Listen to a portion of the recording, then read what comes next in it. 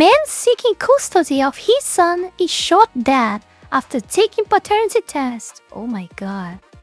By Dr. Todd Grande. This is Dr. Grande. Today I will analyze the case of Michael Agater and Catherine Sinkovich. First I'll look at the background of this case, move to the timeline of the crime, then offer my analysis. Michael Agater was born on July 26, 1985, in the state of Indiana. In 2002, his family moved to Urbana, Ohio. After graduating from high school, Michael attended college for about a year. He then dropped out and went to work for a mortgage company and later a bank. In 2010, he moved to Phoenix, Arizona and worked for Wells Fargo. A friend of his named Christopher moved to Arizona the following year, and the two shared an apartment in nearby Tempe. Using an online dating service, Michael met a woman named Catherine Ann Sinkovich in 2013, and they became romantically involved. Catherine was born in May 1984, so she was just over a year older than Michael. She was raised in Southern California as the youngest of 8 children. According to one person who knew her, when Catherine was 13 years old, she found her mother dead on the kitchen floor. Catherine was raised by her sister because her father was also dead by that point. Eventually, she moved to Phoenix, Arizona, and worked at a call center. Catherine appeared to be quite adventurous. For instance, on one of her early dates with Michael, they went skydiving. Unfortunately, plummeting toward the earth at a high speed foreshadowed the quality of their romantic relationship. Catherine moved into the apartment that Michael and Christopher shared. Not long after this, she obtained a dog named Darwin. Michael helped Catherine to find employment at a mortgage company. Even the dog name is Darwin. It reminds me of Darwin Awards, yeah. Called Movement Mortgage. In the fall of 2015, Christopher moved out of the apartment, so it was just Michael, Catherine, and the dog Darwin living there. In early 2016, Catherine became pregnant. Initially, Michael She surely cried. was excited about becoming a father. However, the romantic relationship between him and Catherine deteriorated significantly. Several allegations were made against Catherine by various people. For example, she was angry, controlling, physically struck Michael, bit him, made snide comments, was passive-aggressive, and falsely accused him of cheating. Before moving to the top, Yeah, just the usual, guys. Just the usual. Just what we already New donation of able 10 to from see. Trucked.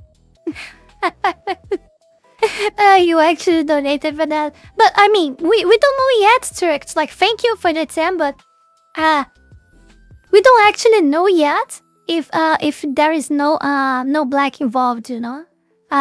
She might have hired someone that is, you know. Before we go any further, I want to take this brief moment here to thank all of you, my patrons, for the incredible support to my work here on YouTube, and especially my 5-Tail Fox Tier member, the Holy Ball, and to all of my 3-Tail Fox Tier members, Wallany Wolf, Fanny Sylvie, It Himself, Chile Not Serious, Eustace the Useful, Zealous Isaiah, Ala Rosas, Max Tenor, Nicotino, Avery, Halcyonic Eder, and TV8.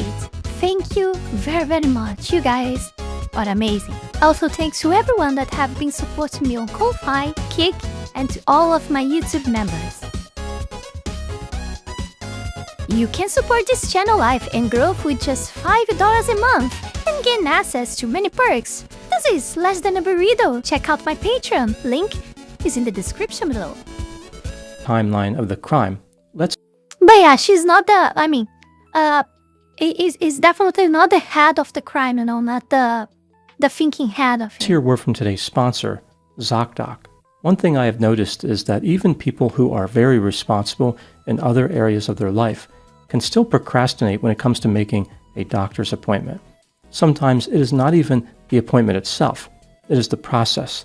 Finding somebody nearby, figuring out whether they take your insurance, looking at reviews, calling the office, waiting on hold, leaving a message, then hoping somebody calls you back at a time when you can actually answer the phone.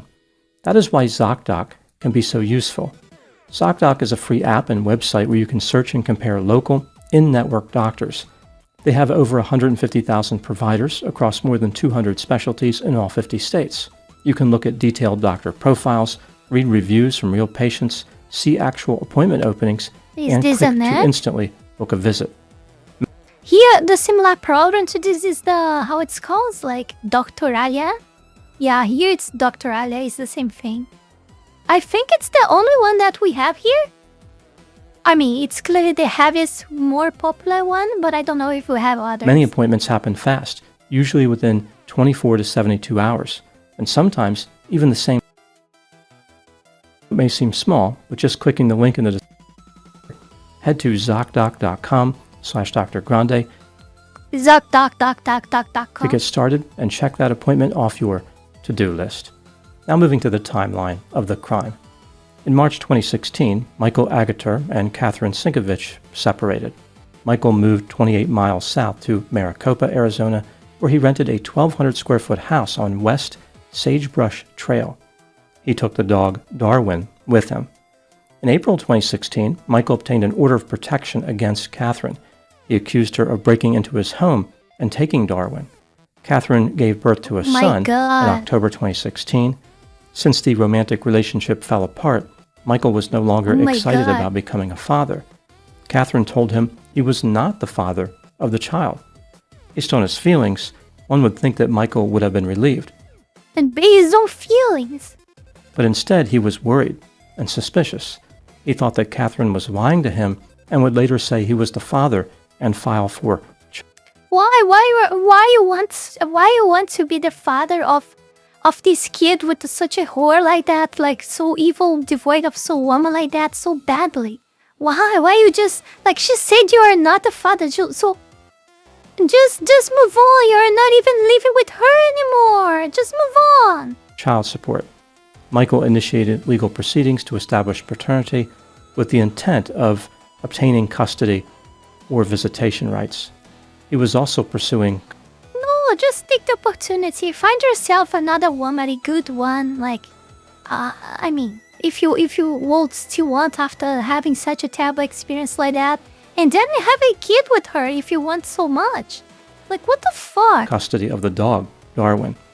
On Friday, December 16, 2016, at 1:30 p.m. Something that starts wrong cannot go right. You know? Things were all wrong already. Why you insist in keep having any kind of bond with this disgraceful woman? She told it's not yours, so fuck it. Let her be. Michael went to his DNA test. Afterward, he drove his Lexus sedan. And that's what you got ruined up bad because of it. To his rented house in Maricopa. As he was sitting in the Lexus in his garage, Michael was talking to his sister on the phone. He told her that he had just returned home after taking a DNA test for his paternity lawsuit. At one point, Michael told his sister that he was going to disconnect from the Bluetooth in his vehicle so he could continue their phone call inside the house. He doesn't want a relationship with the lady, but with the child. I mean, I know that. But just telling him that it's not his. So why are you insisting keep like... I mean, obviously she can be wrong. Obviously, like, she doesn't know. Or maybe she did that already herself. And I don't know. You know, but in any case, like, she's doing a favor to you. She's cutting ties with you because she's a terrible woman. You know? And she gave you already all the signs of how bad, crazy, and devoid of soul she is. Why insist on that? You can just start over with another woman. You know? Like, no, man, I don't know. Why find yourself a problem? You don't have to, you know? You don't have to. I mean, you're a guy, like, you're a man. It's so easy for you to reproduce with literally any other woman if what you want is have a kid. You know, like, it's not difficult. It's way more difficult to a woman. Right? She have any difficulties of having one, you know?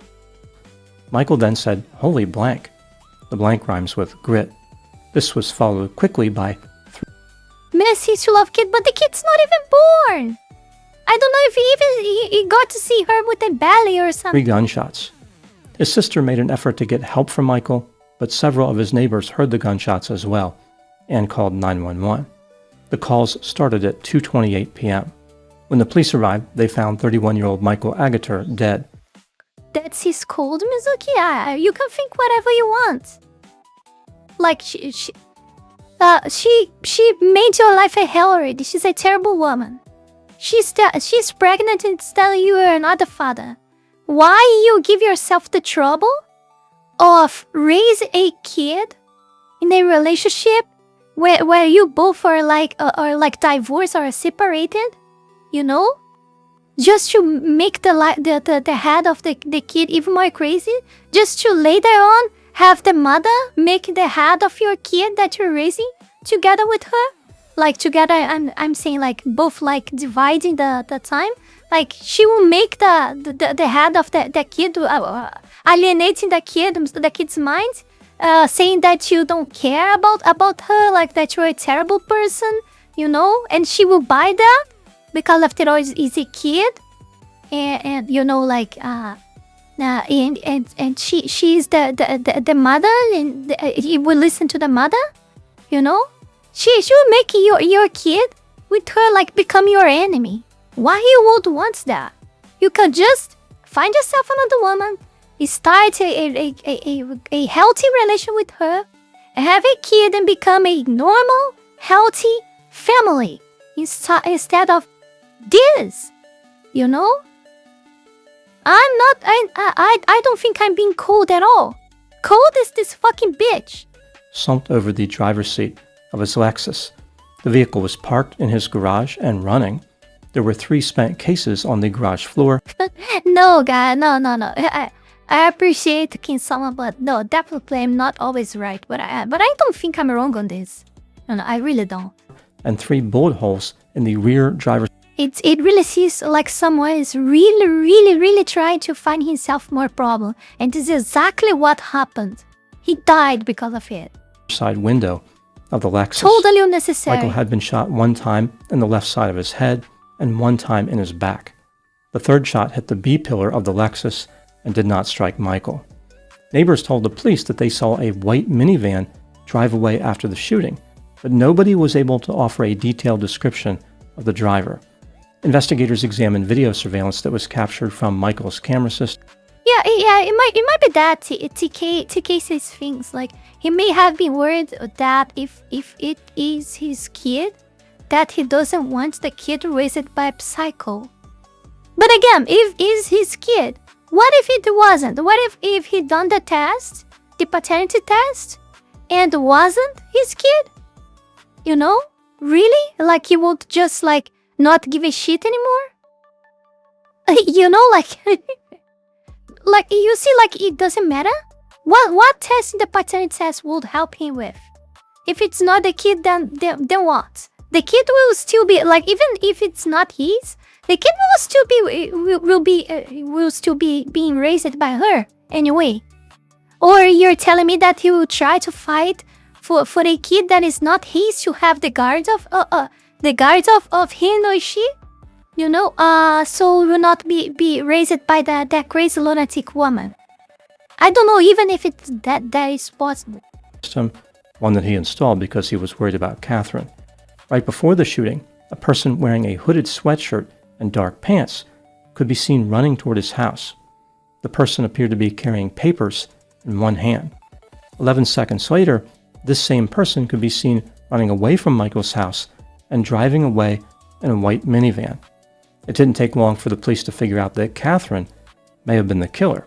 After all, Michael was involved in a legal dispute with her and had an order of protection against her. They tracked her cell phone to the home. Don't worry, I'm pretty sure that she will not be arrested for long. Home of one of Catherine's coworkers named Bridget. This was in Mesa, Arizona. Not long after 7 p.m., officers arrived at Bridget's home and noticed there was a white Chrysler Town & Country minivan parked outside. This minivan belonged to Bridget. Both Catherine and Bridget were interviewed by investigators. Catherine said that she arrived at Movement Mortgage, where she worked, at 8 a.m. She left at 5 p.m., picked up her son, then went to Bridget's home in Mesa. Catherine denied that she used Bridget's minivan that day. Bridget told the police that she arrived at work at 8 a.m., left alone to pick up lunch, returned to Movement Mortgage, and ate her lunch in the break room. She left work at 5 p.m. The police could not prove that Bridget's minivan was the vehicle spotted at the scene of Michael's murder. Even if it was, they had no idea who was driving the minivan. Catherine and Bridget were released and they returned to Bridget's home. Officers reviewed video surveillance from Movement Mortgage, where Catherine and Bridget worked. On the day of the murder, Catherine left the building at 12:33 p.m. She used Bridget's employee identification badge. During this time, Bridget was in the break room eating lunch. About a minute later, Bridget's white minivan left the parking lot. Bridget told the police that she left her keys and employee badge in her purse. She did not give Catherine permission to use her minivan. Through an examination of cell phone data, the police discovered that Catherine's cell phone traveled toward the area of her apartment. It disconnected from the network at 1:16 p.m. Michael was murdered at 2:28 p.m. Catherine did not have an alibi for this time. She was missing from work. At 3:19 p.m., Bridget's minivan could be seen returning to You can make this up. It was totally her. Movement Mortgage. Catherine re-entered the building at 3:20 p.m. 2 minutes later, her cell phone reconnected to the network. The police believe that Catherine had murdered Michael and tried to disguise her movements by taking Bridget's minivan. The police did not know if Bridget was involved, so they asked her to call Catherine while they listened to the conversation and recorded it. The idea here is that if Catherine and Bridget were conspirators, I'm curious to know, though, in the end, if the kid was actually his or not. Bridget would not be eager to get on a recorded call with her. Bridget agreed to make the call. Catherine mentioned how the police could not prove that she did anything. She then ended the call. It seemed like Catherine was suspicious, like she knew the police had put Bridget up to calling her. Even though this call did not result in Catherine confessing, the police felt satisfied that Bridget... I wonder what this devil creature will tell her kid later, like, oh, you know, my son, your mom killed like your dad because mom didn't like your dad was doing a paternity test of you. was not involved. Their theory of the crime was that Catherine killed Michael without anyone's assistance or knowledge. On December 21, 2016, 5 days after the murder, Catherine Sinkovich was arrested and charged with murder. She went to trial in late April 2019. What a no-go On May bitch. 7 of that year, she was Absolute found guilty cinema. of first-degree murder. Thank you so On much, June Snack 6, Monkey, 2019, for another month Catherine subscribed. Sinkovich was Thank you sentenced very to much. life in prison 7 months without already. the possibility of Good parole. day, Basic Fox. It wasn't all bad news for Catherine. She Thank did you. receive credit for 896 days of time served. Getting time served credit for a life sentence without parole is like getting paid in a foreign currency that cannot be exchanged anywhere. Now moving to my analysis. Catherine Sinkovich maintains her innocence, and she has a few supporters. They argue that the case against her was circumstantial and weak. The state of Arizona, of course, disagrees. They acknowledge the case was circumstantial, but argue the evidence was very convincing.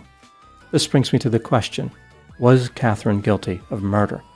Let's take a look at the evidence both for and against the idea that she was guilty, starting with the inculpatory factors. Catherine had allegedly verbally and physically mistreated Michael in the past.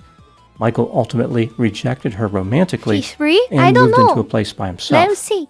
He filed an order of protection against Catherine and later filed a paternity lawsuit against her. This gave Catherine a motive to murder him. She wanted to prevent him from getting custody of her son.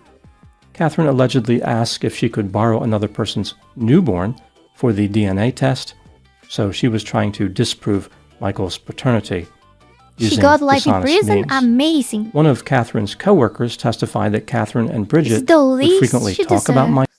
I would prefer a death sentence. You know me, right? I would prefer a death sentence, but I know that's not happening. You having like life on jail it's already very good. Catherine would Because we know that people are not even getting this nowadays, right? say that it would be better if Michael was not around. Michael did not want Catherine to have his new address. Despite this, Catherine hired a private investigator to find out information about Michael, including his new address. She knew details about Michael's appointment to get the DNA test, so she knew where he would be on the day he was killed. Before leaving the mortgage company on the day of the murder, Catherine used her laptop to search how to disable 911, tracking her phone. Right after Catherine left, Bridget's minivan could be seen leaving the parking lot. This makes it seem like Catherine was the driver. Catherine's cell phone was deactivated about 40 minutes later. The person who killed Michael was captured on video at Michael's house wearing a sweatshirt that was later found in the minivan. This sweatshirt contained gunshot residue. Another sweatshirt was seized from Catherine that same day. It also contained gunshot residue. Right after the minivan returned to the mortgage company, Catherine's cell phone reactivated, and she could be seen re-entering the building. When the police spoke to Catherine, she told them that she never left the mortgage company that day. Catherine owned a firearm, yet this firearm was never found. Moving to the exculpatory factors, no one identified Catherine as the shooter. None of her DNA was recovered from the scene of the shooting or from the minivan. Hair was found in the minivan that did not match Catherine. No murder weapon was ever recovered. The amount of gunshot residue found on the two sweatshirts was very small. The police were never able to establish that Bridget's minivan was the one driven by the killer. A white minivan is not a rare or unusual vehicle. When considering all the evidence in this case, do I believe that Catherine Sinkovich was guilty of murder? Yes, in my opinion, she was guilty beyond a reasonable doubt. What do I think happened in this case? This is just a theory, my opinion. Catherine was self-centered, angry, controlling, demanding, manipulative, deceptive, antagonistic. Yeah, just your usual feminist woman. Cold, callous, vindictive, petty, excitement-seeking, nefarious, had a sense of entitlement, and was exceedingly creepy. When she and Michael separated, Catherine allegedly entered his home and took her appearance shows that, because this woman, the more they are like this, the uglier they become, and that's no difference with her. Just by how ugly she is, you can tell pretty much how terrible, evil person she is, yeah? Because the inside really shows outside on these people. Took the dog, Darwin. Michael became upset and filed for an order of protection.